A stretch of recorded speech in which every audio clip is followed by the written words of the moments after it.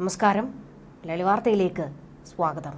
Arab രാജ്യങ്ങളെയെല്ലാം ഒരു ചേരിയിൽ കൊണ്ടുവന്ന് ജൂതരാഷ്ട്രത്തിനെതിരെ യുദ്ധം ചെയ്യാൻ ആഹ്വാനം ചെയ്യുകയാണ് ഇറാൻ പരമോന്നത നേതാവ്. പലസ്തീനിലെ പ്രശ്നങ്ങൾക്ക് പരിഹാരമാകാതെ ഇസ്രയേലുമായുള്ള ബന്ധം പുനഃസ്ഥാപിച്ചാൽ തന്നെ കൊലപ്പെടുത്തിയേക്കുമെന്ന് സൗദി കിരീടാവകാശി മുഹമ്മദ് ബിൻ സൽമാൻ പറഞ്ഞതായി റിപ്പോർട്ടുകൾ. തന്നെ വധിക്കാൻ നീക്കം നടക്കുന്നുവെന്ന് അമേരിക്കൻ പ്രതിനിധികളുമായുള്ള ചർച്ചയിൽ സൗദി കിരീടാവകാശി തന്റെ ആശങ്ക പങ്കുവച്ചു എന്നാണ് റിപ്പോർട്ട്. ഇസ്രയേലുമായുള്ള ബന്ധം സാധാരണ നിലയിലാക്കാനുള്ള ശ്രമങ്ങളുടെ പേരിൽ താൻ വധിക്കപ്പെടുമെന്ന് സൗദി കിരീടാവകാശി ഭയപ്പെടുന്നതായി 3 US വൃത്തങ്ങളെ ഉദ്ധരിച്ച് US മാധ്യമമായ പൊളിറ്റിക്കോ ആണ് റിപ്പോർട്ട് ചെയ്തിരിക്കുന്നത്.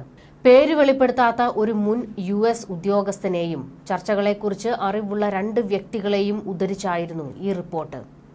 1981 ഒക്ടോബറിൽ ഇസ്രയേലുമായി ഈജിപ്ത് ബന്ധം സാധാരണ നിലയിലാക്കിയതിനെ തുടർന്ന് കൊല്ലപ്പെട്ട ഈജിപ്ഷ്യൻ പ്രസിഡന്റ് അൻവർ സാദത്തിന്റെ കാര്യം ചൂണ്ടിക്കാട്ടിയായിരുന്നു മുഹമ്മദ് ബിൻ സൽമാൻ തന്റെ ആശങ്ക അറിയിച്ചത്.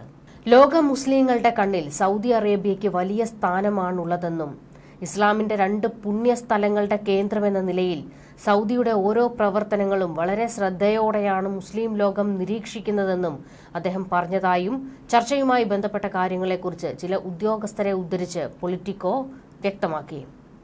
ഗൾഫ് അയൽക്കാരായ ബഹ്റൈനും UAEയും മൊറോക്കോയും 2020 US ഇടനിലക്കാരനായി കൊണ്ടുവന്ന അബ്രഹാം കരാറിൽ ഒപ്പുവെച്ച് ഇസ്രയേലുമായി ബന്ധം സ്ഥാപിച്ചപ്പോഴും സൗദി അറേബ്യ അതിൽ അംഗമായിരുന്നില്ല. എന്നാൽ ജോ ബൈഡൻ അധികാരത്തിലെത്തിയ ശേഷം ഇരു രാജ്യങ്ങളെയും തമ്മിൽ യോജിപ്പിക്കാനും പരസ്പര ധാരണയിലെത്താനും US ഭരണകൂടം കാര്യമായ ശ്രമങ്ങൾ നടത്തിയിരുന്നു. പകരം USുമായി വിപുലമായ സുരക്ഷാ ഉടമ്പടി, സിവിലിയൻ ആണവ പദ്ധതിക്കുള്ള പിന്തുണ എന്നിവയായിരുന്നു അമേരിക്കയുടെ വാഗ്ദാനം.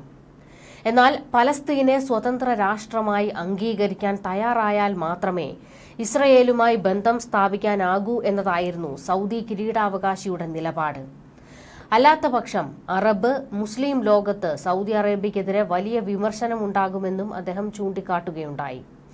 ഇതുമായി ബന്ധപ്പെട്ട ചർച്ചകൾ പുരോഗമിക്കവെയാണ് ഇസ്രയേലിനെതിരെ ഒക്ടോബർ 7 ഹമാസ് ആക്രമണം നടത്തുന്നതും മേഖല വീണ്ടും സംഘർഷ ഭൂമിയാകുന്നതും. എന്നാൽ ഗാസയ്ക്കെതിരായ ഇസ്രയേലിന്റെ യുദ്ധം തുടരുമ്പോഴും അവരുമായുള്ള ബന്ധം സാധാരണ നിലയിലേക്ക് മാറ്റുന്നതുമായി ബന്ധപ്പെട്ട ചർച്ചയിൽ നിന്ന് സൗദി കിരീടാവകാശി പിന്മാറിയിട്ടില്ല എന്നാണ് റിപ്പോർട്ട്. സൗദികൾ ഇതിനെക്കുറിച്ച് വളരെയധികം ശ്രദ്ധിക്കുന്നു. മിഡിൽ ഈസ്റ്റിലെ തെരുവുകൾ ഇതിനെക്കുറിച്ച് ആഴത്തിൽ ശ്രദ്ധിക്കുന്നു. ഇസ്ലാമിന്റെ പുണ്യസ്ഥലങ്ങളുടെ സൂക്ഷിപ്പുകാരനെന്ന നിലയിൽ അക്കാര്യം ഞാൻ ചെയ്തില്ലെങ്കിൽ എന്റെ കാര്യങ്ങൾ സുരക്ഷിതമാകില്ല. ഞങ്ങളുടെ മേഖലയിലെ നീതിയുടെ ഏറ്റവും പ്രധാനപ്പെട്ട പ്രശ്നം അതാണ്. അമേരിക്കൻ നേതാക്കളുമായി നടത്തിയ ചർച്ചയിൽ മുഹമ്മദ് ബിൻ സൽമാൻ ഇങ്ങനെ പറഞ്ഞതായും പൊളിറ്റിക്കോ ഒരു സ്രോതസ്സിനെ ഉദ്ധരിച്ച് റിപ്പോർട്ട് ചെയ്തിരിക്കുന്നത്.